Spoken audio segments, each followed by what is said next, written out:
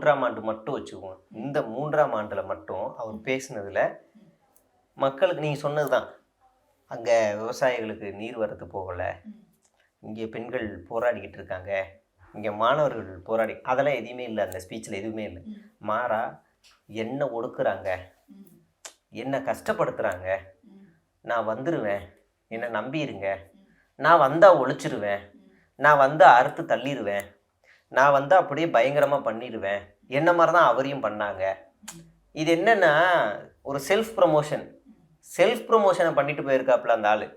அவருக்கான செல்ஃப் ப்ரமோஷனை புசியும் பண்ணுவார். தலைவர் வந்தால் செம்மையாக பண்ணுவாப்புல, அவர் நம்பி ஓட்டு போடுங்கோ அப்படின்னு அவரும் அவர் தான் பண்ணுறாங்க. கொஞ்ச நாள் முன்னாடி செயல் வீரர் கூட்டம், அதுலேயுமே என்னென்னா, நீ மக்களுக்கான பிரச்சனையை கொண்டு போய் சேரு, மக்களுக்கான பிரச்சனைகளை போய் பேசு, அப்படி எதுவும் இல்லை.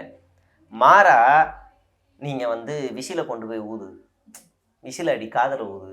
செங்கோட்டையன் சொல்கிறார், தூங்குறவங்க காதில் ஊதாதுன்னு. இன்னொருத்த அப்படி தான்டா ஊதுவேங்கிறான். இவங்க மக்களுக்கான பிரச்சனை இன்னும் யோசிக்கவே ஆரம்பிக்கலை. அதுதான் இங்கே சிக்கல்.